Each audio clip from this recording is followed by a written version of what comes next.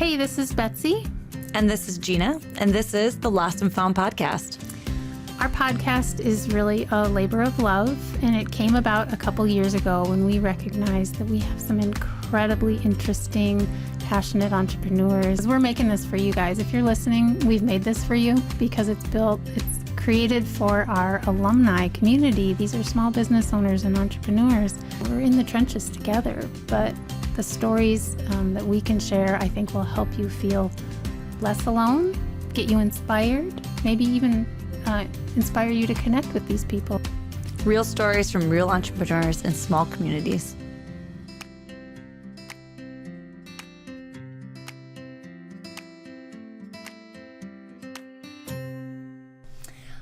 All right.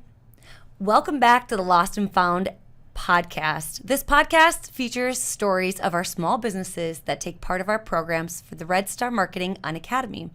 Today, we have a very special guest. Today, we have Autumn Lee, owner of Sunshine and Whiskey in Watson, Minnesota. Welcome, Autumn. Thank you. Thank you. So, Autumn, you went through our Startup Bootcamp program. Yes. Do you remember when you went through that? Oh, I believe it was October. A little over a year ago now. Little over a year ago. You went through the Startup Bootcamp program, and you have been in ownership of Sunshine and Whiskey for how many years? Just a little over 3. I bought it October of 2020. Okay. And when you bought Sunshine and Whiskey, what was it before? It was the Watson Corner Store. That is such a boring name. It had been that for decades and decades and decades. The Watson Corner Store. Yeah. And here comes Autumn. Yeah. And she's like, Sunshine and Whiskey. I chose to rebrand it. There was a very, very small liquor store attached to it that was cocktails off sale. So it was like the pheasant cocktails. Get it? Like Okay. Well, pheasant. I kind of get it, but okay. Okay. And so then, but I honestly had lived around the area and never even knew that there was an off-sale liquor store there. There was not much advertising done, not much signage. And so when I purchased the store, I decided just to rename everything and start fresh. Against the better judgment of my husband, he did not want the name changed. He's like, it will forever be the Watson Corner Store. And I said, well, when your name's on the note, then you can have a say in it. Love it. So I did. I changed the name to Sunshine and Whiskey, and then the off sale is Salty Heifers. So, yep. The name is fantastic. When you first signed up for the boot camp program and I saw the name come in, I was like, "Ooh, I'm gonna like her. I'm gonna like her." So why Sunshine and Whiskey? So my grandpa, when I was really, really little, used to sing "You Are My Sunshine," and he had passed away in March of 2019. And so I just figured I needed sunshine in the name, and everybody needs some sunshine. And then I also wanted to incorporate some form of the liquor store into the name. And there was a song that came on the radio, Sunshine and Whiskey. Yeah. And it just like stuck. And I'm like, okay, that's it. That's what it was. Perfect. So, yeah, it just filled in all the blanks. So would you say that your grandpa was a role model? And I'm getting into this question because we are going to talk about your personal why with this business as well. And when we ask our participants what their personal why is, a question we usually lead with is, who is a childhood role model for you? Oh, for sure, my grandpa. I spent every summer there that I remember growing up, and oh yeah, he would drag me around everywhere to the sheep sales and the hog sales, and I mean, I crashed the lawnmower, and he didn't even get upset. He was mad at himself. It was great. So, it was great. Yeah. Were they farmers? They were. Yep. Okay. Yep. Just about a half mile around the section. So yeah. So grandfather was a major role model. Oh yeah, for sure. Sunshine and Whiskey, named after him from the song. Absolutely. Your personal why? So my personal why is transforming fear into freedom. That comes from a lot of different things. My son was stillborn in 2007, and that will obviously cause a person to hit depression pretty hard. I'm sorry to hear that. That's incredibly hard. And then my daughters were born in 2008 at 2 pounds apiece. And so then we did the NICU thing for 42 days. And they are little fighters, and they are strong 15-year-olds now. Following that, I was not with their dad. I was divorced from him, but I was in a very, very abusive relationship. that I left and moved home. I had been in South Dakota that entire time. And so I moved back to Montevideo. Just literally called my dad up, and him and like 9 guys in enclosed trailers showed up to get me and the girls out of there. How old were the girls at that point? 3, 4, yeah. So, and we just packed our shit and left, like, in a hurry. And so then I got a job in Monty, and I bought my own house, and I stood on my own 2 feet. And with that, every little step, you know, of pride. And then I'm like, I've been through so much worse. Like, I've buried a child. I've literally had a gun held to my head. Like, I can do this. And so, yeah, buying the store, is it risky? Yeah. But is it going to take my birthday away? No. Like, I've been through some stuff. You can say that. Okay. Yeah. You can say whatever you want. Been through some shit. So, no, I mean, it turning fear into freedom. You have to face it. Like, you have to go through it. Don't let it stop you, or you're just going to sit in it. You're incredible. Thanks. I don't know any other way to be, because you have to move forward. You do have to move forward. Okay, you just forward. said that no one's going to take your birthday away. Right. They're not. I could fail. This business could go under. Guess what? My birthday's still going to roll around. Well, hopefully. God willing, my birthday's still going to roll around. But, yeah. So, I take the risk. So when you came back to Montevideo, you said that your dad and this group of His guys, friends, like my uncles and cousins, and yep. They came and they got you and your girls, bring you back to Montevideo. Yep. You start working. What was the job that you started working? I was a chamber director. What? Yep. That's a huge I job. was the executive director for the Montevideo area. I bet you were Chamber of wonderful at it. I loved that job. Why? Just working with the different business owners. We had, I believe it was 119 or 120 of them as members of the chamber at that time, doing different events, you know, the Easter egg hunt and parades. And So even at that time, what did small business ownership mean to you? You were. It's literally what small communities thrive on. It's the backbone. It's the heartbeat of the little towns, whether it's Montevideo or Watson, 200 people. It's small business. It is. It's always small business, especially in small towns. Right. Yeah. You're such a badass. Thanks. Yeah, seriously, it's so great. Okay, so you came back. You're executive director of the chamber in Montevideo. Yeah. You're connecting 120 small businesses. Yeah. And I grew up in Monty, so I knew a lot of the people. Right. Yeah. What was the best part about that job? Was it the networking? Absolutely, the networking. You liked the people and Yep, absolutely.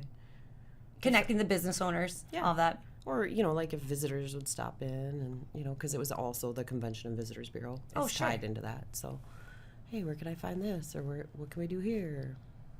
So going from that job, what was the next step?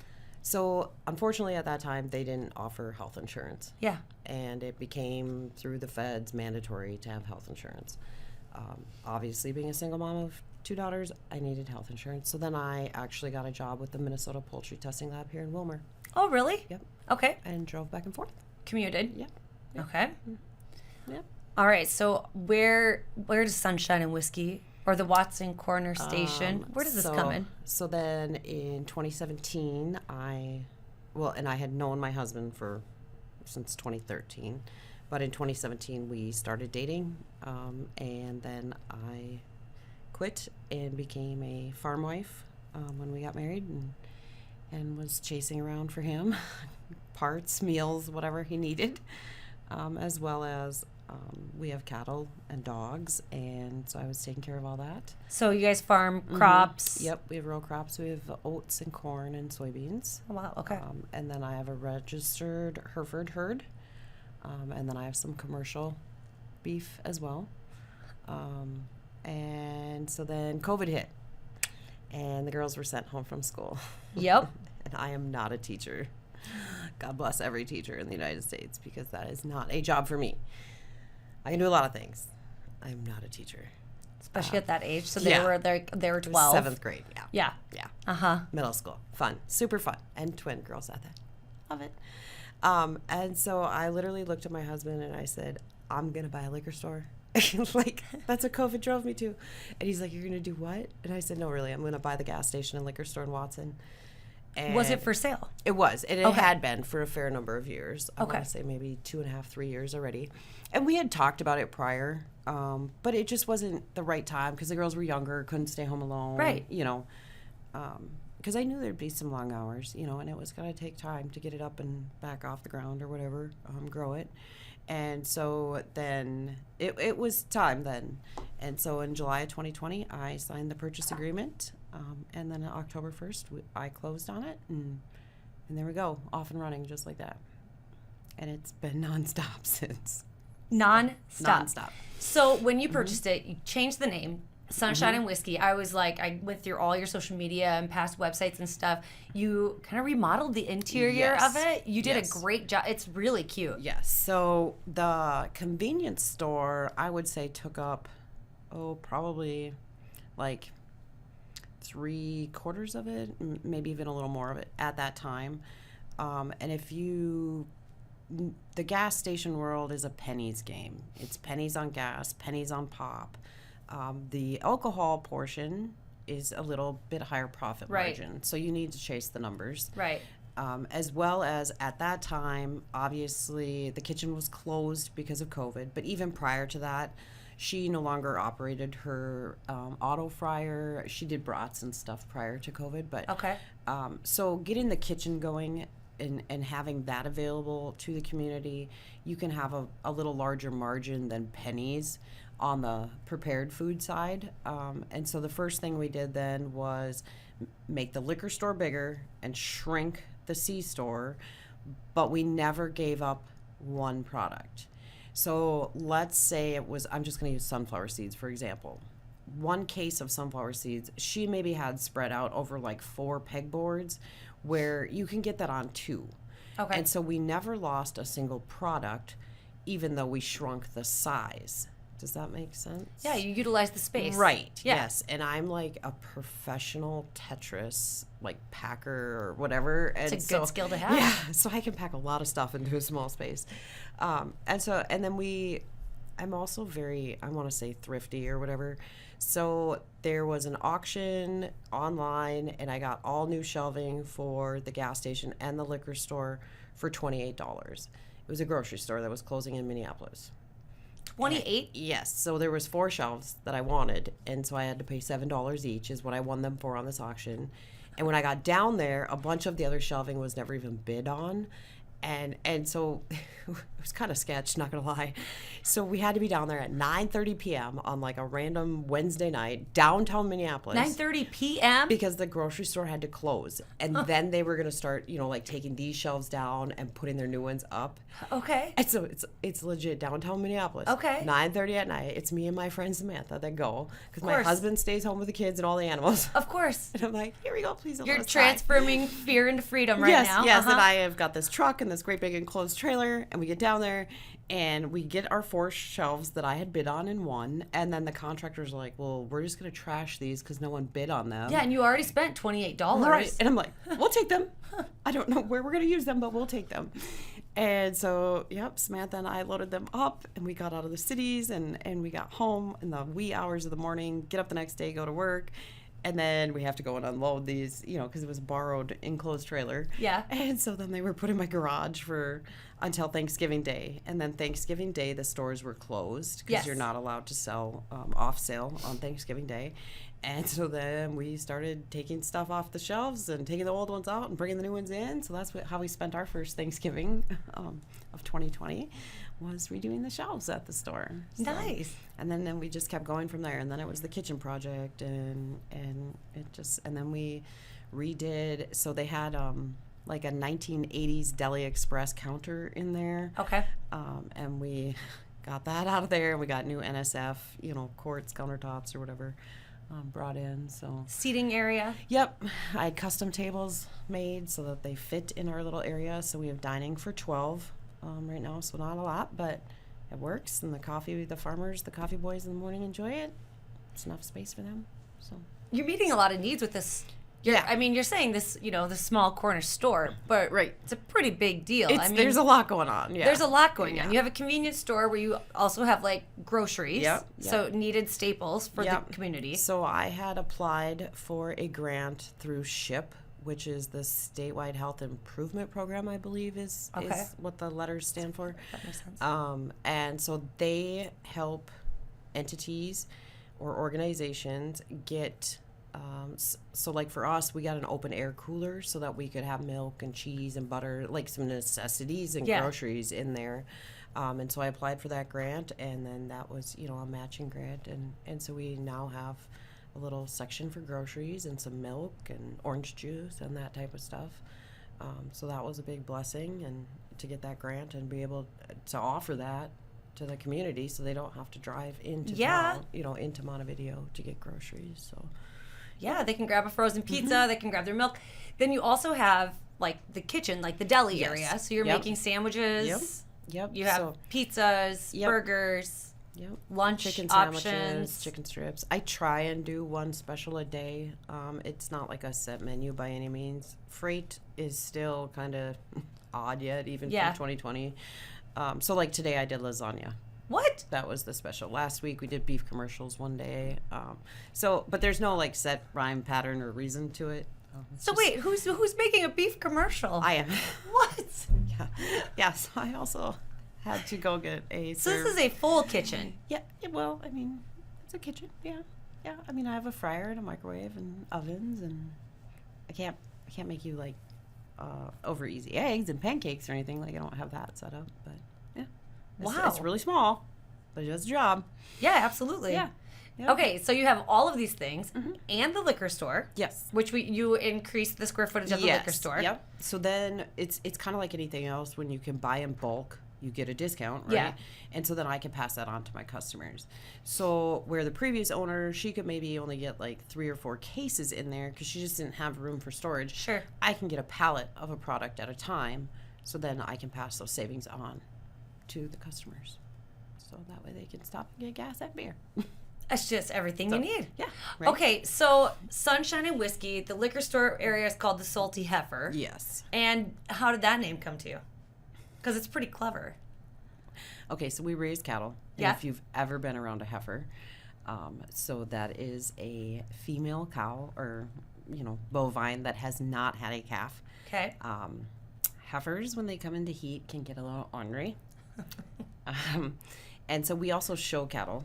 And when you're trying to break them, you can get thrown into walls and gates, and they can PMS with the best of the teenage daughters. All right. Yeah. And so it's Salty Heifers. It was born. It's perfect. Yeah. So it's perfect. Sunshine and Whiskey and Salty Heifers. Yeah. Now, since you went through boot camp, you've also expanded that you have a rental space hair salon. Correct. As well. Yes. How does that fit in? So there was a really, really old garage on the property that was owned by me, but it was under a lifetime lease to a gentleman. And when he passed away, then it automatically became back to my property. Okay. However, from that building being there, I would say from the 70s or 80s, and it was so close to the original station that no upkeep could be done on the gas station. So like the siding was falling off and there was birds living in the walls. And I mean, it was something. We got that old garage moved out. One of the neighbors took it out to his farm and he's using it for storage. And so then we were able to square off the building, and that's when we added on. So my office originally started at home or out of my pickup, and then it moved to a closet in the store. Well, then I got to graduate from the closet, and now I have a real office. What? So when we added on just about 500 square feet. I think it was like 490. And I took a 10 by 8 area of that for my office. So yeah, I'm feeling kind of special. You should. But then what do I do with the rest of it? I didn't need to expand the C-store. I didn't need to expand the liquor store. And honestly, it's hard to justify the construction expense just for storage. Yeah. And we had a local member of our community who is a hairdresser, and she was driving to Montevideo every day for work. And so her and I got to visiting, and I'm like, what if we put a salon in here? You know? Yeah. And so that's what we did. And so she rents that space for me, and she fully operates Studio 59 out of there. I don't handle any of her appointments and you don't want me cutting your hair or coloring it for that matter. So bless Mandy's heart for being that talented person. She stays very, very busy and is booked out a couple weeks at a time. Smart. Yeah, it was a new business, to bring back to Watson and to grow. So Okay, so you just said that. What does it mean to you owning this business in Watson? It's a pretty small town. we are, well, the last census I think said we were like 180 people, but I'd like to believe that we're at 200. So these small towns, it seems like when their grain elevators close and then they just like become a ghost town. Mm-hmm. And I don't want that for Watson. We're right there next to Lac-Parle.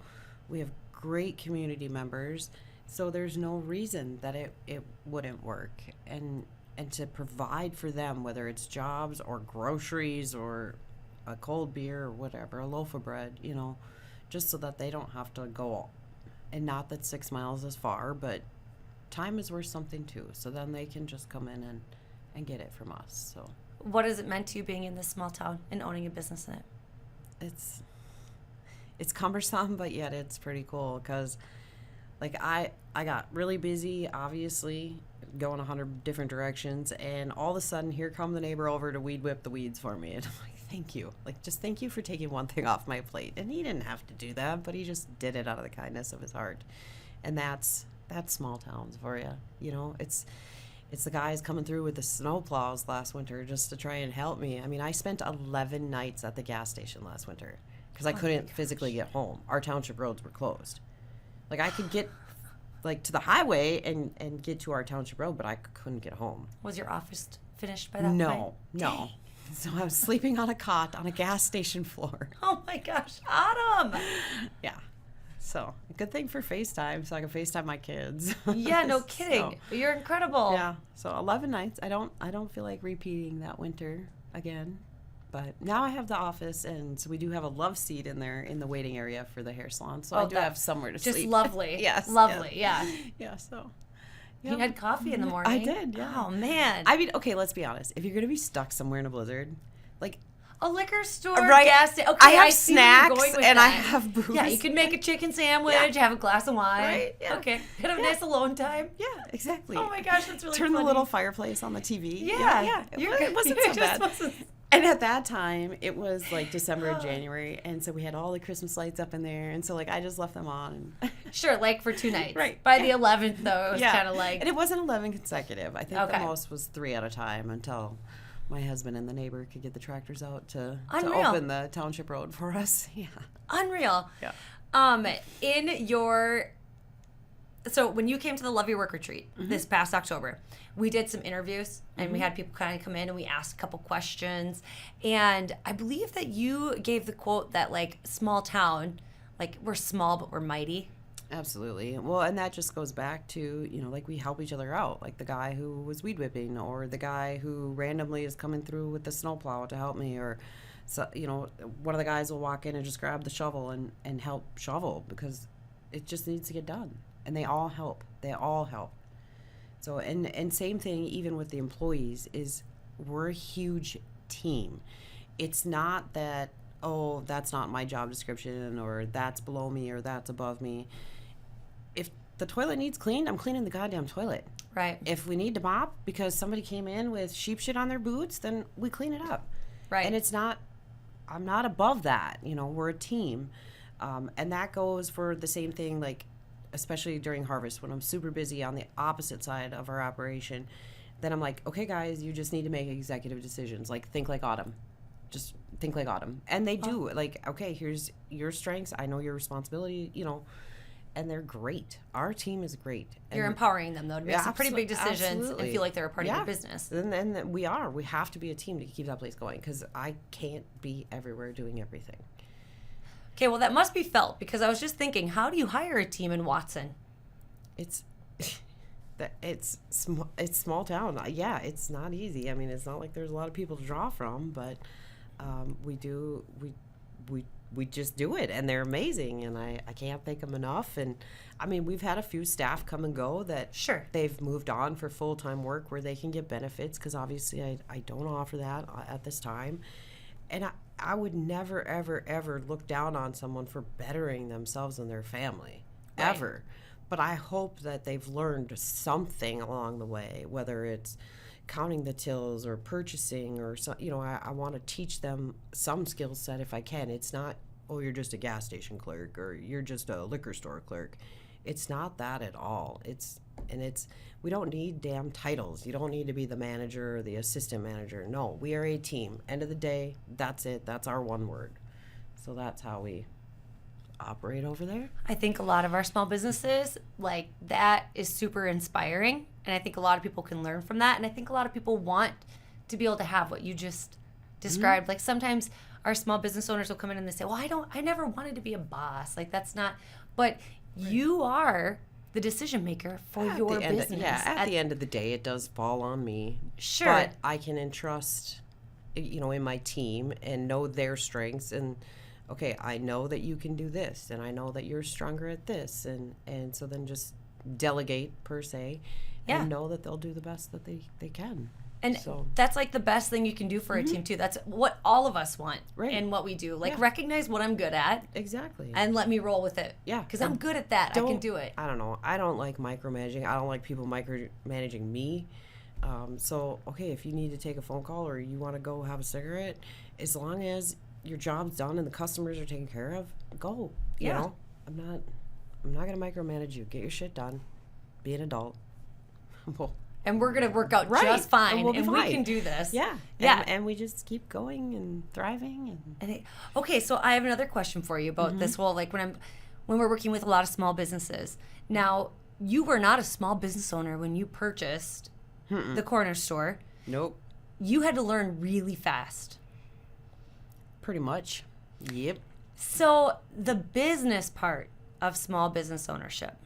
Okay. Can you tell us a little bit about the learning journey that because I feel like, okay, this is where I'm going with it, because sometimes in our programs, we have small business owners that start a business out of a passion. Like, this is, but the whole business side of it can get really overwhelming. And maybe it's not always seen like what has to go into it, but it's critical to your success. Like, you got to have a handle on it. Yeah. How did you navigate that? So I do have an ag business degree. That's what I went to college for. And then out of college, I was blessed to work for an employer that she literally took the time to teach me, 1099s and 1096s and W-2s and W-3s and quarterly reporting and 941s and 940s. And I mean, I could go on and on and on with these government forms. And so I was really, really blessed to learn from her. You absorbed the information. Yes. And I learned a lot from her, monthly sales tax and all that type of stuff. And so working for Terry and Bob out in Huron I probably learned more from those guys than I did in college, to be honest. Oh, for sure. Honest. Yeah. Real life experience, I guess. And so I did have a background in business coming into it. Didn't know anything about gas, though. Okay. I didn't. So when I initially wanted to buy the store, I was going to turn it into a giant discount liquor store. Okay. Perfect. And enough local people caught wind that I was buying it and asked to please keep it a gas station. The dispensers there were from 1983. They were the old, like, tall neck. They looked like E.T. And they had one fuel grade. So we had a lot of improving and learning to do on that. Yeah, you've replaced all the pumps. Yes. So we just finished a huge infrastructure project. September 23rd is when we were done. And now we have diesel, and we have E85 and E15, and then our standard 87. We did not do pay at the pump. We still want you to come in and see us and say hi. And if you happen to grab a Snickers or a Mountain Dew, we won't object. That's great. But if you only get your 20 in gas, you only get your 20 in gas. But taking that technology out of those dispensers, the credit card readers, the gas station TV, the print receipt printers, all that, then that does in the end save us money, as well as not having to have the communication lines out to those dispensers. I understand that there is some efficiency in those integrated systems, but my pumps have one job: dispense gas. you don't need to watch TV while you fill your gas. Also, to get them in the store, then we don't do the pay at the pump. And then our control console for our gas is separate than our point of sale system. So if our point of sale system goes down, it's just an iPad. I can run to Walmart, grab a new iPad, download that app, and be back up and running in no time. Let's say the electricity goes out. Okay, I can't pump gas at that time, and I can't process credit cards. But my iPad still has a battery, at least for a while, and I can still sell you a pop or sell you, a loaf of bread or whatever you're coming in for, an emergency. The storm that hit May 12th of 22, pretty widely over there, I know took out a lot of electricity in different areas, and we were fortunate enough that we did have electricity. And so there was people from area towns coming to buy gas for their generators and ice for their fridges and coolers and everything else. And that was our biggest sales day, was the day after the storm, that Friday morning, May 13th, that Friday, which happens to be my daughter's birthday. It was nuts. I've never made 7 pots of coffee in one morning, but nobody could make coffee at home. Of course. And so they'd go to Casey's or Senex or somewhere else, in Montevideo, and no one had electricity to make coffee. Well, Watson had coffee. We had lots of coffee. So yeah, it was insane. And our ranch had been hit by the storm. So I needed to be in 2 places once again.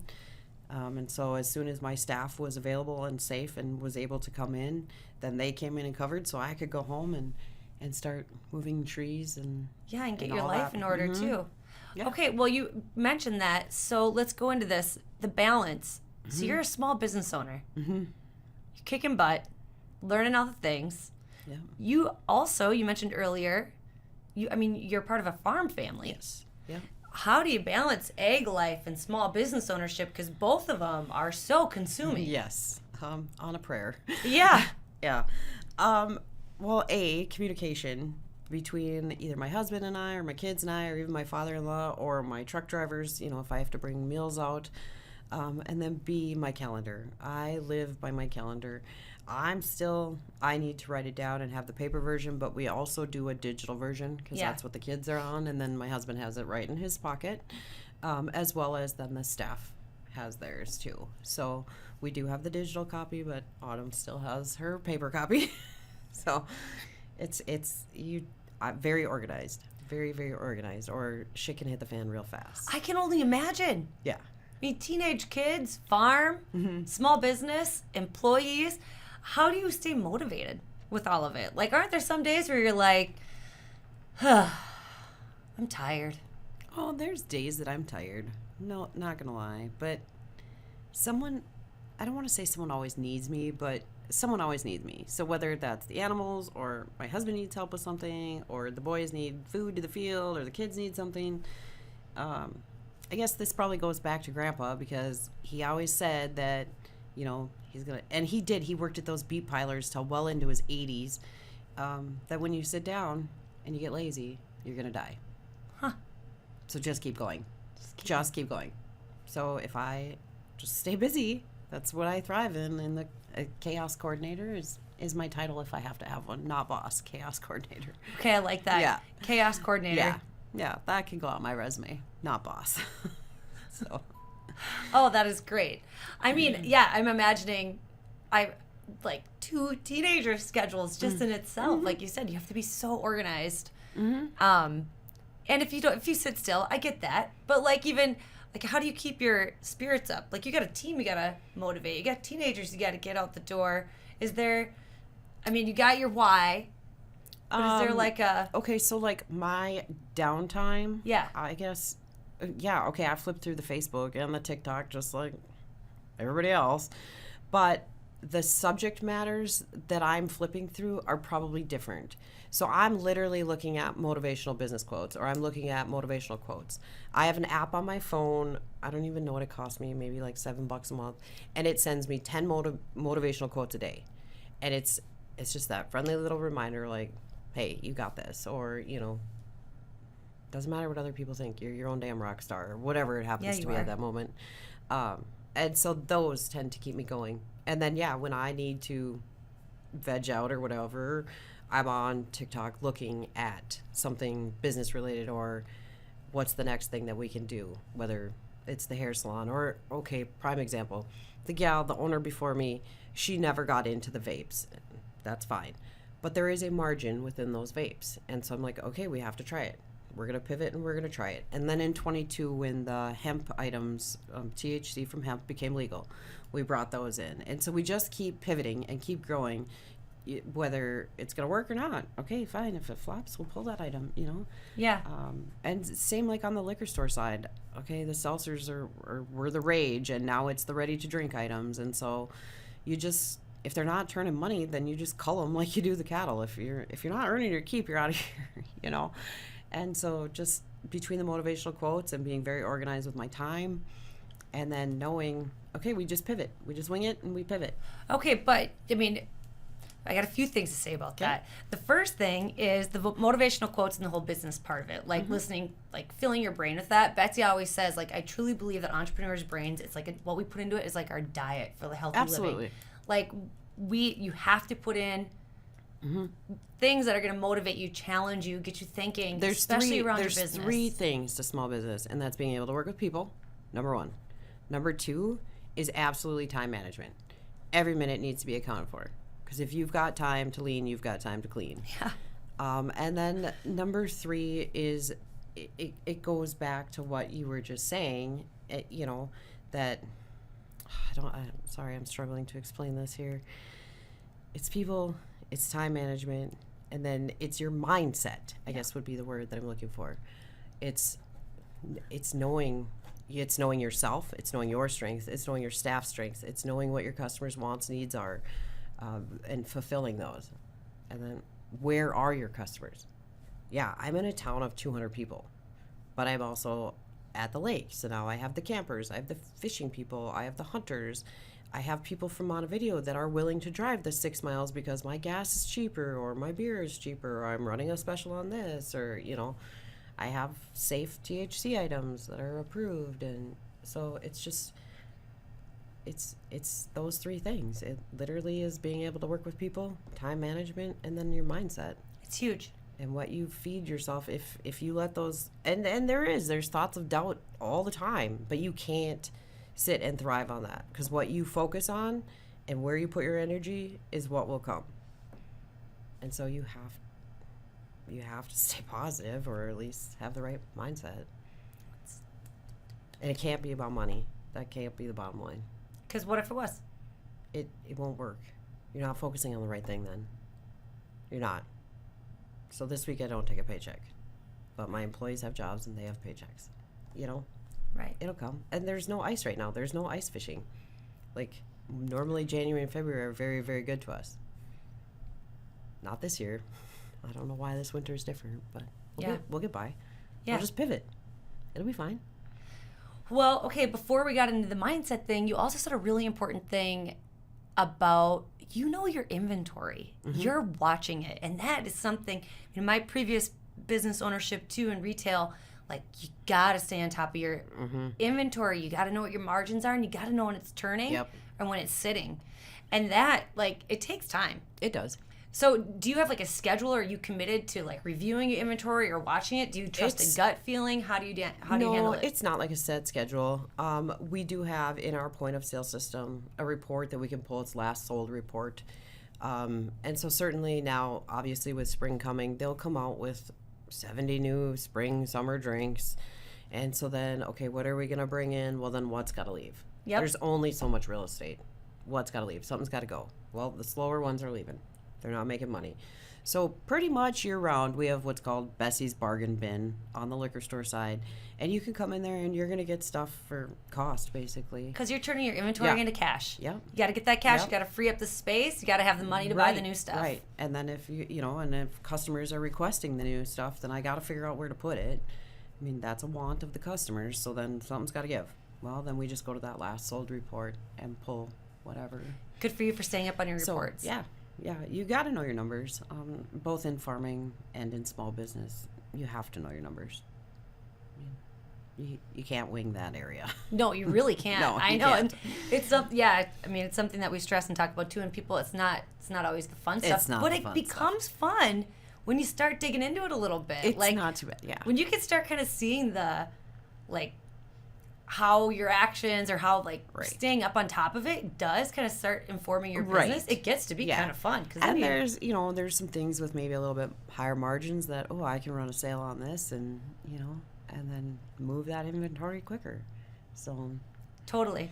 yeah, you have to know your numbers, and I wouldn't wing that one by any means. No, but I love that. I love that combination of knowing your numbers and being on top of, pulling your reports and being on top of your inventory, but also like the time management, the mindset thing is so critical. Mm-hmm. Knowing your customers and what they want. And sometimes knowing your numbers and your inventory speaks to what your customers want to do, because Right. you might think like this is the best. And then you pull your report and you're like, dang. That flopped. Okay. Why'd that happen? So we're not doing that anymore. Try again. Yeah. We'll try again. When you left boot camp, one of the last things that we have you do in boot camp is the final presentation. So it's telling your story or explaining your journey and where you're going next. And when I called you to ask how boot camp went, I remember you told me, like, I got home and I sat my family down and I went through my final presentation. Yep, I did. And they were pretty proud of Mom. And then I've shared it with a few employees since. I really wanted to, at some point in time, like turn it into like a cute little commercial or video or whatever for Snapchat and TikTok and Facebook. We just haven't gotten there yet. But do you have it prepared? I do. It's literally right here. Let's Yep. test it out. Okay. I want to hear it. So sometimes you find yourself in the middle of nowhere, and sometimes in the middle of nowhere you find yourself. From the backcountry roads, raising kids through COVID, courage was born. Freedom from the fear of failure was found. Restoring hope, renewing faith, and rebuilding a community one step at a time. 1 gallon of gas, 1 loaf of bread, a case of cold beer, and a hot meal to go. Small town girls keep their feet planted, but it takes us all to grow. So whether you need a little sunshine or a little whiskey, stop on in at the finest little filling station around. So that was my little commercial. So, yeah. I love it. Yeah. So someday I hope to make that into a little commercial, but we'll get there. What does it mean to you to have that? Like, It's- to be able to say it? It's all true. I mean, it's all right there. I mean, I do honestly believe that the previous owner probably would have closed up shop sooner rather than later. They had moved, so she was driving almost an hour to Watson to keep the doors open. She'd gone through some major life changes with her family. She was, and I'm not saying anything bad. She No. was tired, and I don't blame her. It's a lot. I don't blame her at all. But I'm very blessed that, like my husband comes in and he'll carry beer for me, or we call it humping the ice in, because it's big bales of ice. And so to be one person like she was, that's a lot. It's a damn lot. She had 2 part-time staff, where we're probably close to 7 or 8. Wow. So we can kind of divide it a little more, and the shifts don't get to be so long and worn out, so you don't burn out so much. So gives me more time to work on the business versus in the business. Now, I do cashier, I'm not above that, but I also can then focus on this type of stuff. So, yeah. Hearing the story, so it's cool because you connect your personal why and what makes you there. different, and connecting the whole business and really what you do and who you are. So when you were able to kind of like put this into words and you sat down with your family, did they go, oh, Yeah, it kind of all clicked then as to what the hell was Mom doing? Buying a gas station and disappearing for hours and you hours weren't and just hours. buying a liquor store during Right, COVID. Right. Yeah. That's a lot more. Yeah, exactly. That's, yeah. Yep. It's pretty cool. It is cool. Yeah. It's not at all envisioned, at all what I envisioned it to be. Not 1 ounce of it. But you just pivot. And Are you just proud roll. of it? Absolutely. You I'm should proud be. of Watson. I'm proud of my staff. I'm proud of Watson. So You should be. I'm just the chaos coordinator, honestly. Honestly. I love that. Go back to it. That's When I asked you, or no, when we asked you at the Love Your Work retreat in that interview, we asked you to give advice to a new entrepreneur. Mm-hmm. And you had said, so a new entrepreneur, somebody looking at business, to take it seriously, mm-hmm. that you're married to it. You are. That was kind of one of the funny things. So being a stay-at-home farm wife or mom, I was available to run for parts and bring meals to the field. And the guys were a little concerned about, who's going to feed us, what time is supper coming. And so that very first fall, they didn't get fed some nights until 9 o'clock because I was at the store. I was, and I bought it October 1st. Who does that in a farm family? But autumn. So, yes, we were combining soybeans and not eating till 9, 10 at night, but we all survived and we all got through. But I was putting in, 16-hour days, and the kids were getting off the bus in Watson and not at the farm, and we were doing homework wherever, and we all survived. And like I said, at first my office, it was a closet at the store. Now that's just a closet. But you have to take it serious. You have to know your numbers, and you got to be able to adjust, and you just roll with it. You committed. Yeah, you do at first. Yep. Yeah. And then it'll ease up as you can start to gain team members and delegate and know everybody, and then you can slowly start to take a breath. Yeah. But yeah, those first few years are a lot. Yeah. It's a lot. And I always think when people are in those first few years, they come to the programs, it's like this. I liked how you said it. Like, you're married to it. Take it seriously. Mm-hmm. Make hay while the sun shines. Yeah, absolutely. This is it for you right now. But you're going to get, it's going to get there. And it's always chaotic. And it was January of 21, and my husband and I were putting up, it's like this white fiberglass board in commercial kitchens. Okay. That stuff's a pain in the ass to work with. And that was, we have now chosen to call it a marriage building activity. Okay. Yeah. It's at the time. Yeah. So, I mean, like, and granted, because he's a farmer, he has that availability to come in then in the off months and help. And so, yeah, it comes back to we're a team.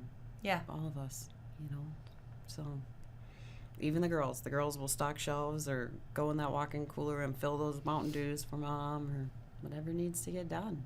Hope has sat and scanned reports for me. We taught her how to run the scanner. It's awesome. Yeah. It's a great experience for them. Right. Just like you learned. Yeah.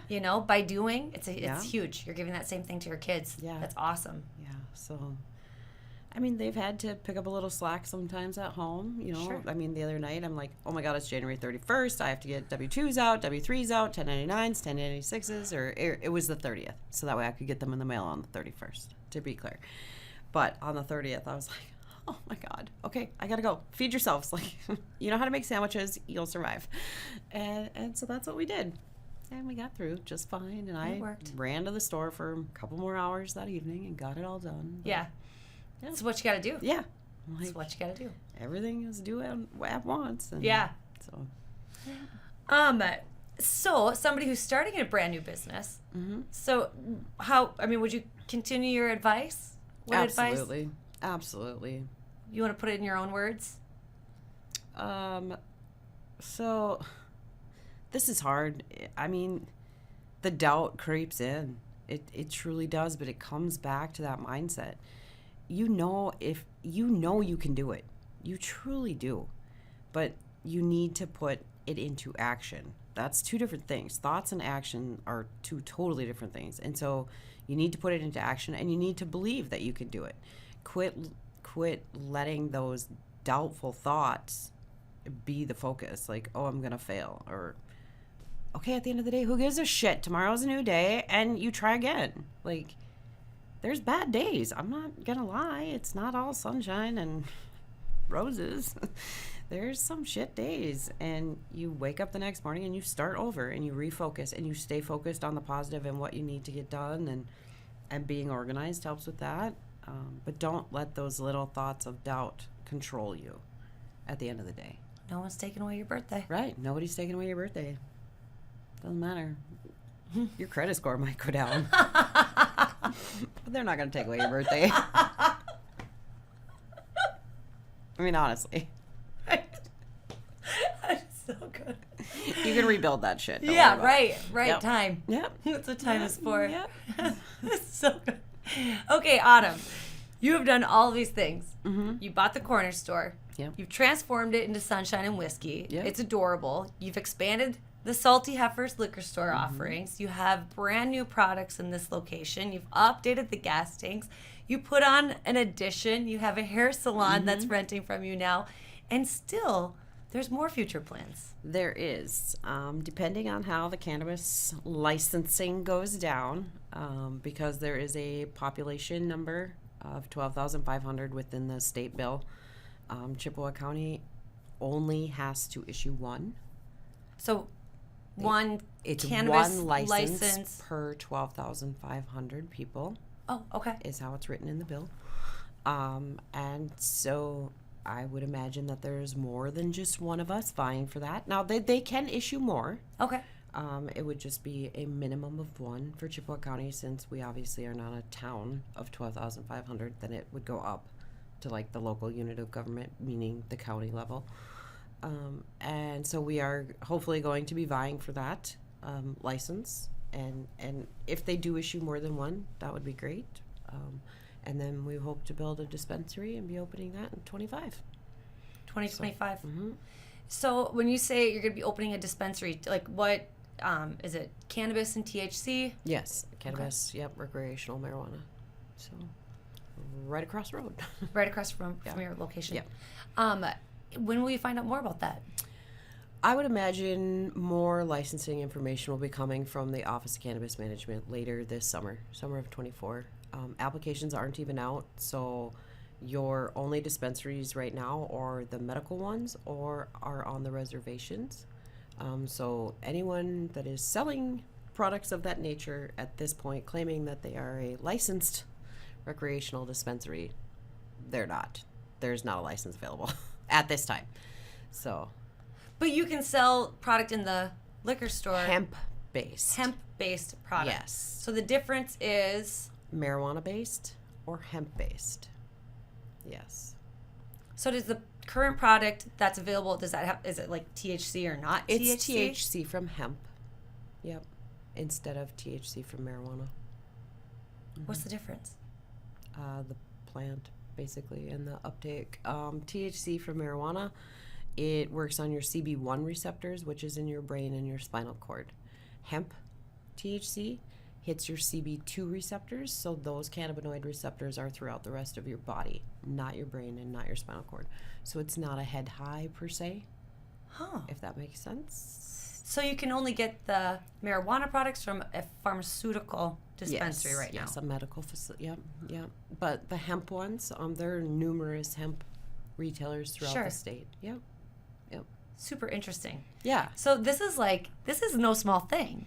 No. This goes through, you're talking about a whole nother business. Yes. Building opportunities, licensing, new inventory, new team. It's the whole. Yep. But you know what? No one's going to take away your birthday. No, exactly. So what the heck? Yeah. So we're pretty excited. Hopefully we'll get a license. Good for you. Yeah. And if not, I got a backup plan for the land. So All right. We'll hear about that the next time we gather. Maybe. Yeah, we'll see what's on that land next Oh, this time. is going to be exciting. Yeah. There's a lot to follow. Truly. I mean, like, you really are a badass. Thank you. And I respect, like, you have no idea. It was such a leap for you to buy this gas station, turn it around for this town. Mm-hmm. And I get it. They support you. You support them. Like, Right. Yep. that's what small towns are all about. But that's a big deal. That's a big life-changing. It was. I got to be honest, it was better than sitting at home. Yeah, absolutely. Especially after, like, with COVID happening. Yeah. Yeah, for sure. But you've had quite a journey. Yeah. You've had quite a journey. It's been a journey. That's one way to put it. Yeah. You're pretty cool. Thanks. Yeah. Very inspirational. Thank you. Yeah. People want to find you. Where are you located? So we are right on the main drag in Watson. It's State Highway 7 and 59. You can't miss us. We're literally the only gas station in town. Perfect. So, and we have a Facebook page for both entities, both Sunshine and Whiskey and also Salty Heifers. So thank you. Yeah. Yeah, thanks for coming in for recording this podcast, for sharing some of your wisdom. Thank you for having me. Absolutely, and thanks for being part of this community. Yeah, thank you.